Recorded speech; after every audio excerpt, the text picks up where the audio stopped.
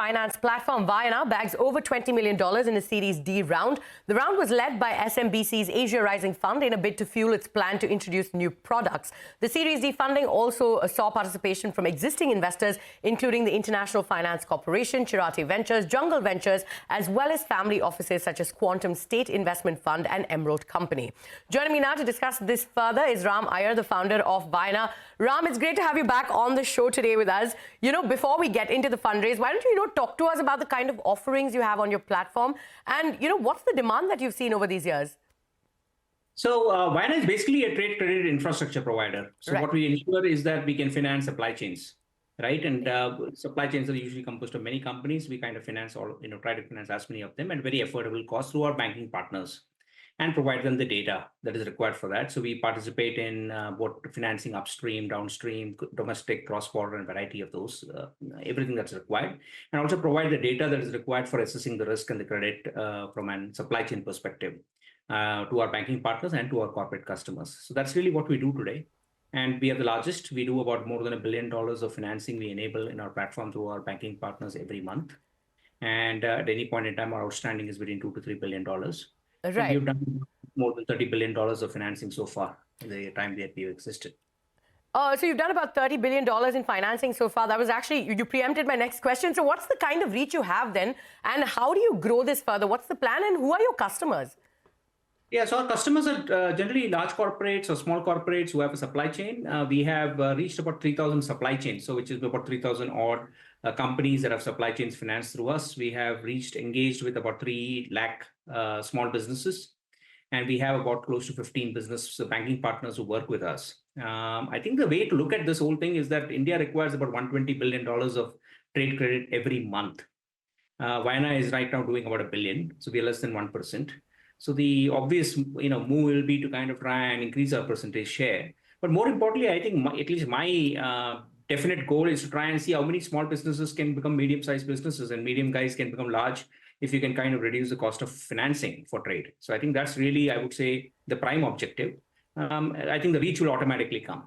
All right, so that's your objective there. But, you've raised the $20.5 million in your ongoing Series D round. So how much more do you hope to raise in this round and when do you aim to close it? I think we are seeing visibility to do about 40 million. So another about 20 million, I would guess, would be what is, on the kitty. And let's see how it goes. From our perspective, we'll look at it. We are basically looking at investors who have understood and experienced in financial services chain. And we are very, very glad that SMBC, IFC, Chirati Jungle, all stalwart investors who have understood financial services have participated and have been on a cap table. So I think we would continue to look at such investors coming on board. Absolutely. So a lot of big backers there. So looking to raise maybe 40 million is what you're saying. So with this funding now, you hope to introduce new products into the markets, right? So take us through what's in the pipeline. Where else will the funds go apart from like new products? I think 3 things that really we are kind of focused on right now. One is that how do we go and address the trade credit needs of the really small companies, right? So we have reached a certain level in the supply chain. We want to kind of penetrate deeper into the supply chain, and that's going to require a lot more interesting ways of reaching out to those guys. Second is that we have a cross-border gift exchange, cross-border trade exchange in Gift City. And we definitely believe that that's going to be a really, really big thing in India, considering that we are trying to be, a large exporting country, which will also mean imports will follow through with that. And reducing the cost of, cross-border financing is something that's top of our mind. The third is we have an internal, emerging technology platform, or Vayana Labs, as we call it. And we think that there is a whole set of new products that will come in as, credit kind of opens up beyond banking into the country. And as and when regulations support it, we would like to kind of introduce those new products into the market. All right. And, for the fiscal year ending in March 2023, you saw revenues of about 115 crore rupees, but your losses surged twofold to about 78 crore rupees versus the previous year, right? So where do you hope to end this year? And, what's profitability looking like? I think we'll be profitable by the end quarter of this year. We would reach operational profitability by the first half of this year.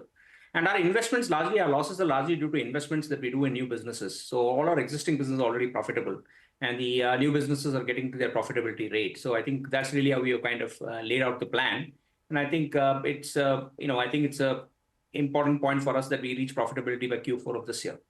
Absolutely. So Q4 of this year, you'll be profitable is the aim. But, in December, you tied up with Singapore-based Investax to offer debt-based financial products in the APAC markets, right? So take us through the demand you've seen for this offering and what's the expansion plan when it comes to, global markets? So I think, look, India is moving towards tokenization. I guess at some point in time, tokenizations will kind of take up its part. And we think some of the international markets and international countries are already kind of ahead of the game in terms of regulations. And we are trying to kind of see how we can use tokenization to kind of improve accessibility and affordability for small businesses to access financing. So I think what we are trying to do in the international markets is to kind of test out some of these platforms. And then kind of bring them to India as and when the regulations, start coming in. Tokenization has been mentioned by both the central bank governor, Reserve Bank governor, as well as I think in GIFT City. And I think it's a matter of time before that comes in as a fully regulated, area. And we want to be ready for that. And that's really how we are looking at international markets. Some of the international markets for being ahead in the game.